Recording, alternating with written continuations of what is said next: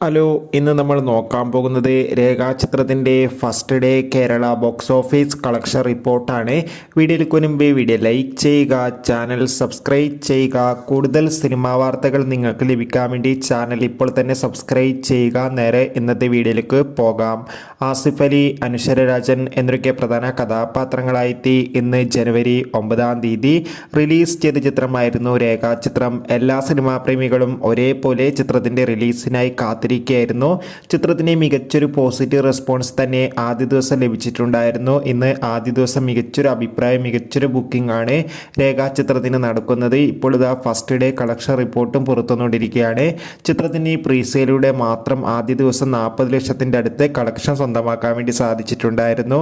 ഇന്നത്തെ positive response കൂടിയത് കൊണ്ട് തന്നെ ചിത്രത്തിന് മികച്ചൊരു ബുക്കിംഗ് നടക്കുന്നുണ്ട്. അതുകൊണ്ട് തന്നെ ആദ്യ ദിവസം 2 കോടിക്ക് അടുത്ത് വരെ ചിത്രത്തിന് കളക്ഷൻ നേടിയെടുക്കാൻ വേണ്ടി സാധിക്കുമെന്നാണ് ട്രാക്കിംഗ് റിപ്പോർട്ടുകൾ സൂചിപ്പിക്കുന്നത്.